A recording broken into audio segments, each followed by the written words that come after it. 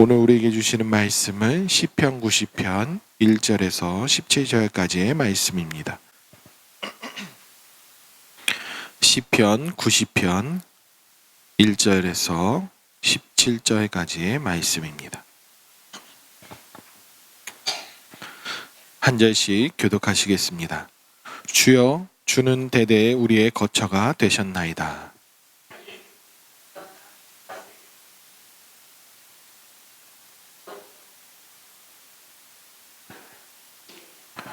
주께서 사람을 티끌로 돌아가게 하시고 말씀하시기를 너희 인생들은 돌아가라 하셨사오니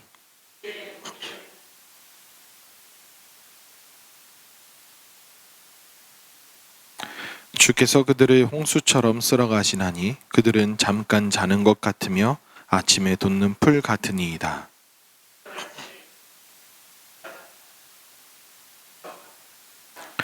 우리는 주의 노에 소멸되며 주의 분내심에 놀라나이다.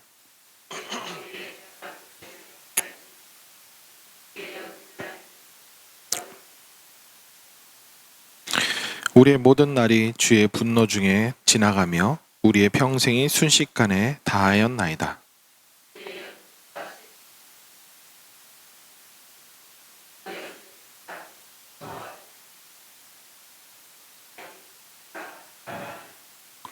누가 주의 노여움의 능력을 알며 누가 주의 진노의 두려움을 알리이까?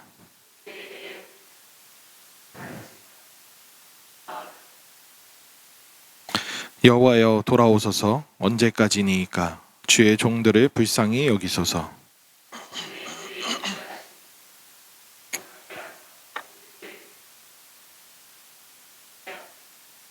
우리를 괴롭게 하신 날수대로와 우리가 화를 당한 연수대로 우리를 기쁘게 하소서.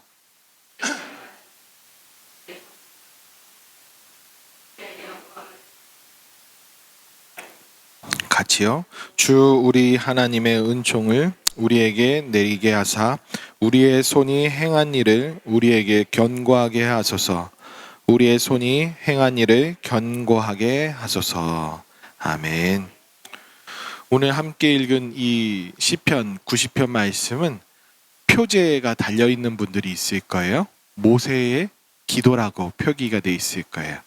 그런데 그 앞에 수식어가 하나님의 사람 모세의 기도라고 표현되어 있어요. 하나님의 사람, 이 하나님의 사람은 여러 가지 우리가 해석하기 나름이죠. 하나님께 속한 자, 하나님께서 세움받은 어떠한 선택받은 자라는 표시이기도 하지만 또 한편으로는 모세를 또 연상할 때는 하나님을 그만큼 잘 아는 자, 하나님의 마음을 잘 읽어낸 자라고도 할 수 있습니다. 모세는 하나님을 대면했던 자입니다. 모세는 하나님과 마주서며 그 위험 앞에 눌렸던 자이고 그 하나님이 어떤 분이신지 그분이 어떤 분이신지에 대해서 모세만큼 잘 아는 자가 없을 거라고도 과언이 아닐 정도입니다. 그래서 모세가 이런 고백을 하죠. 11절 말씀에 누가 주의 노여움의 능력을 알며 누가 진노의 두려움을 알리니까. 대면한 자만 아는 거예요. 하나님은 우리가 만원이 대할 뿐이 아니죠.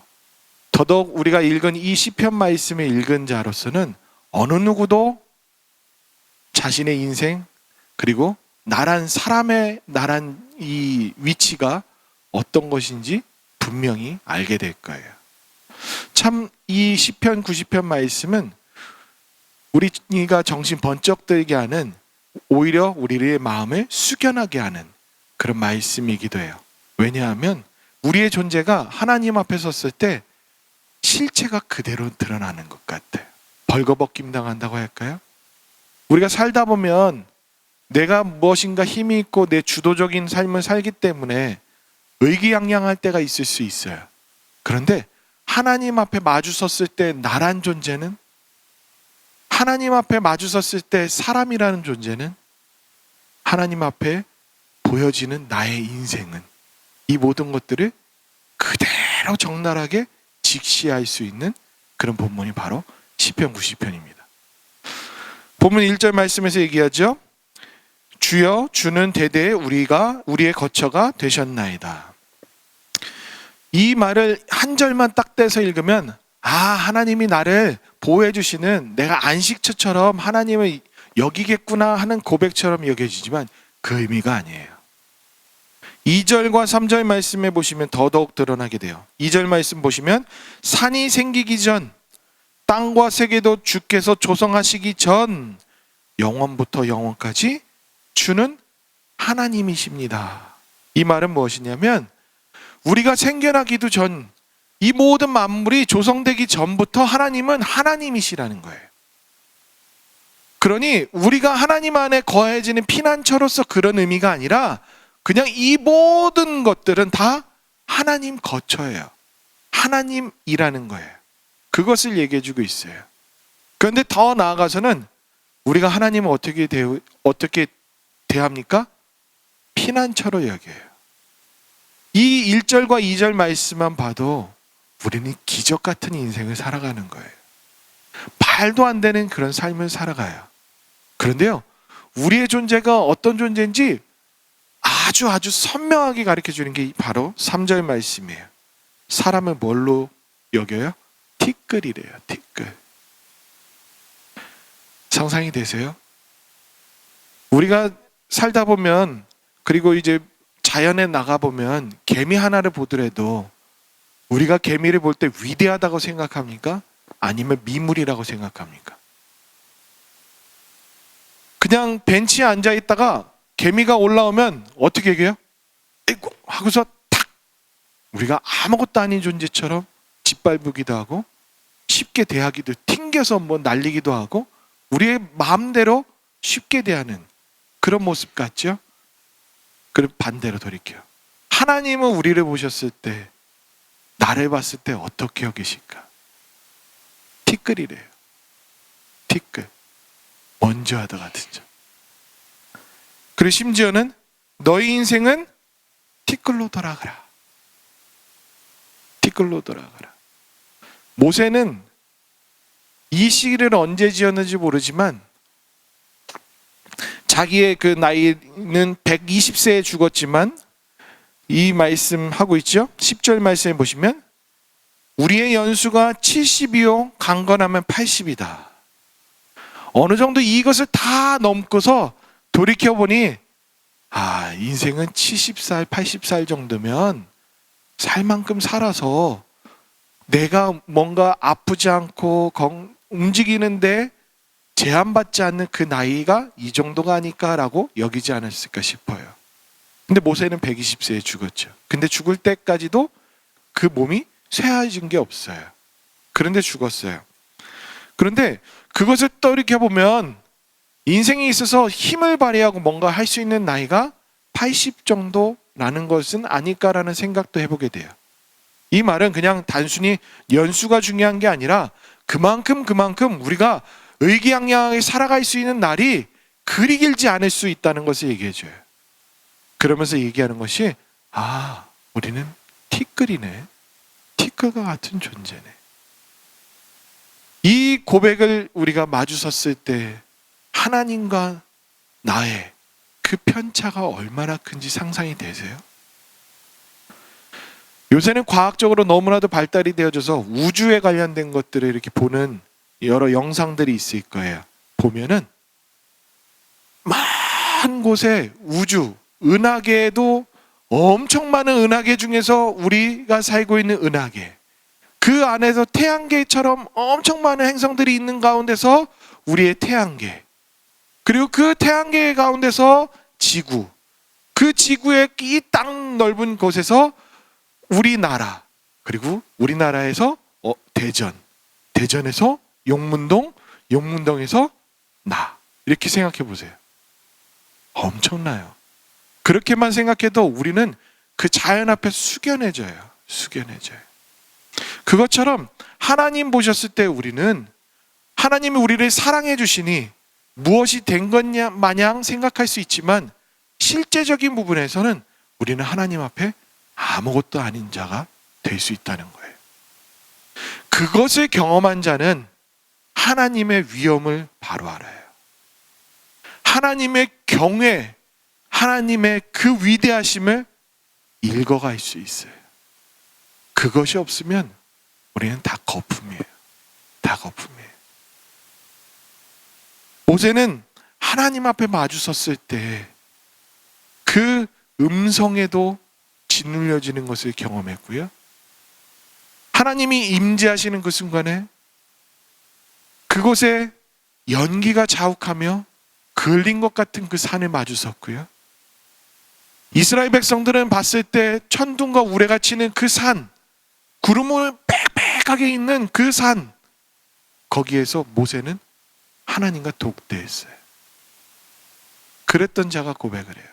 인생은 아무것도 아니야. 우리는 티끌과 같으가. 그러면서 우리가 살아가는 그 순간들을 뭐라고 4절부터 얘기해 주냐면 순간이래요. 순간. 순간. 그 순간이란 표현을 뭘로 얘기해 주냐면 풀을 얘기해 줘요. 풀이 5절에 보시면 주께서 그들을 홍수처럼 쓸어가시나니 아침에 돋는 풀 같은데 그 풀은 아침에는 꽃을 피다가 저녁에는 시드는 것과 같은 그런 인생이 바로 우리야 라는 것을 고백하고 있는 거예요.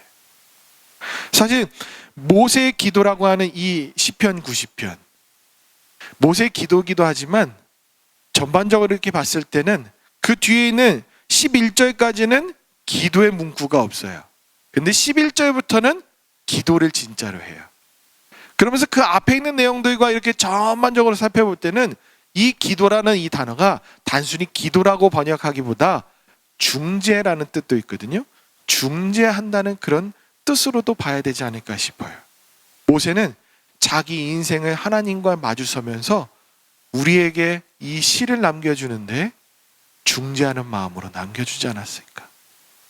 하나님과의 마주선 자가 하나님과 우리의 존재를 연결시켜주는, 그리고 하나님이 어떤 분이신지를 우리에게 고스란히 전해주는, 그리고 이 말씀을 대하는 우리는 하나님 앞에서 거품이 쫙 빠진 자로서 하나님 앞에 온전하게 마주설 수 있게 하는 그 중재자의 이 고백, 이것이 바로 시편 90편이에요.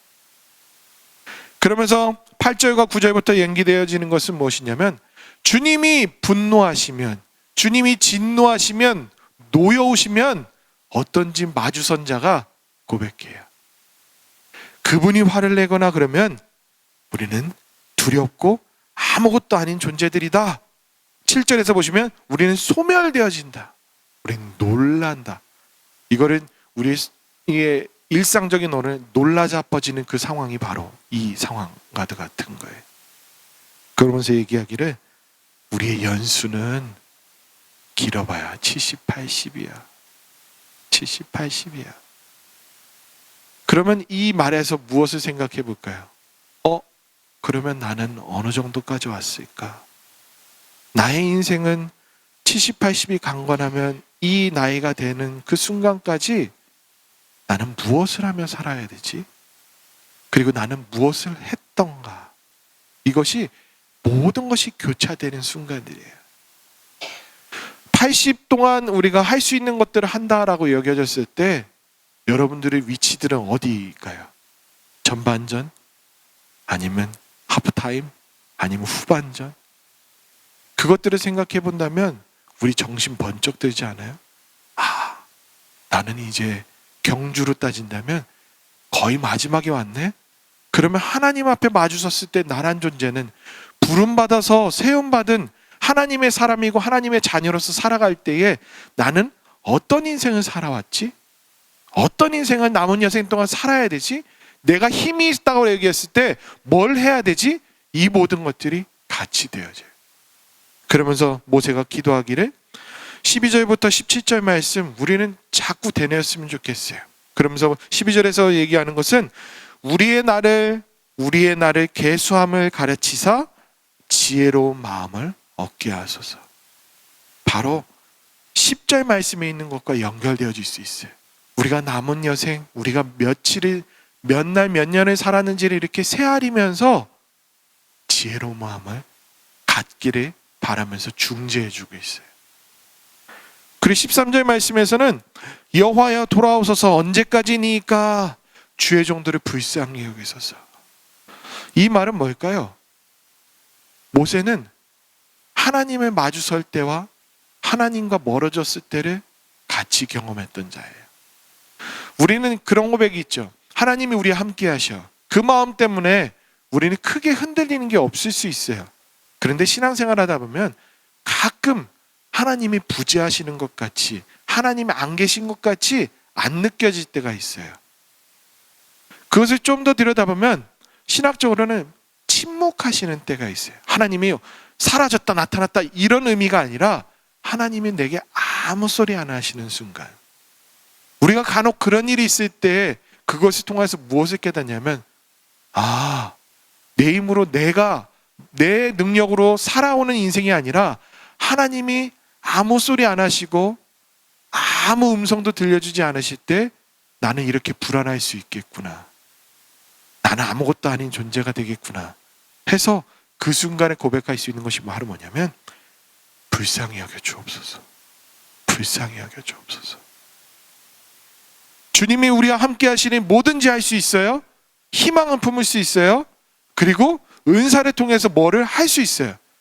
그런데 주님이 떠나신 것과 같이 침묵하시면 우리는 아무것도 할 수 없는 존재예요.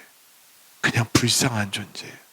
그래서 하나님, 나를 불쌍히 여기시고 나를 떠나지 마옵소서 하는 게 우리의 고백이라는 거예요.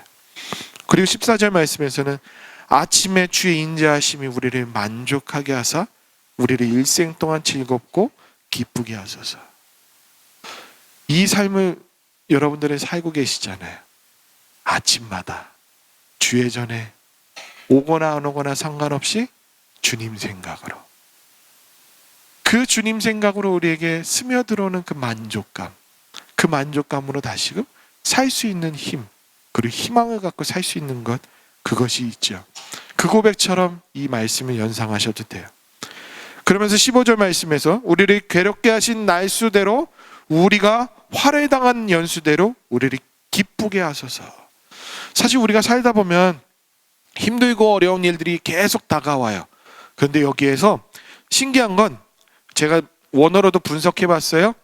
하나님이 우리에게 괴롭히신 건 아닐까? 하나님이 우리에게 화를 당하게 한 것은 아닐까? 하는 그 근거는 없어요. 그것은 없는데, 우리가 살다 보니 우리의 인생 가운데 이런 것이 있을 것이라는 것을 얘기해 주면서, 그런 경험을 했던 자에게는 정말 중요한 건 뭐냐면, 하나님이 나를 굽어 살펴주셔서 우리 인생 가운데 기쁘게 해주시고 즐겁게 해주십시오 라는 그 바람이 생길 수밖에 없다는 거예요. 저와 여러분들이 삶을 살아갈 때 하나님께 간구할 것은 하나님 안에서 만족하고 누리면서 살아가는 것이 우리의 기도가 돼야 되지 않을까 싶습니다. 그러면서 16절 말씀, 주께서 행하신 일들이 주의 종들에게 나타나시며 주의 영광을 그들의 자손에게 나타내소서. 그러면서 17절에 주 우리 하나님의 은총 우리에게 내리게 하사 우리의 손이 행한 일을 우리에게 견고하게 하소서. 우리의 손이 행한 일을 견고하게 하소서. 이 말은 뭐냐면, 우리가 살아가는 그 인생들 가운데 든든하게 해주십시오.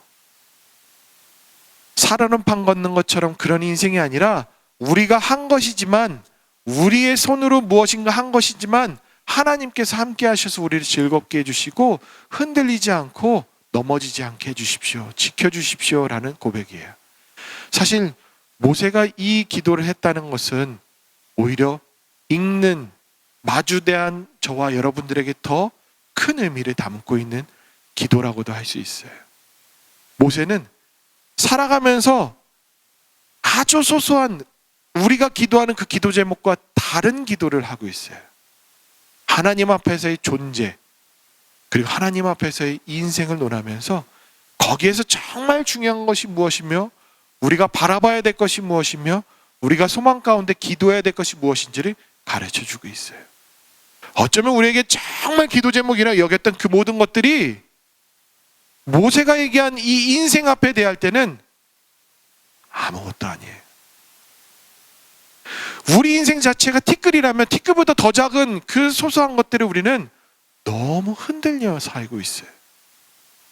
모세의 기도를 통해서 우리 인생 앞에, 하나님 앞에 마주섰을 때 나는 무엇을 간구해야 될까? 무엇을 바라보고 살아야 될까? 그래, 내게 정말 필요한 것은 무엇일까?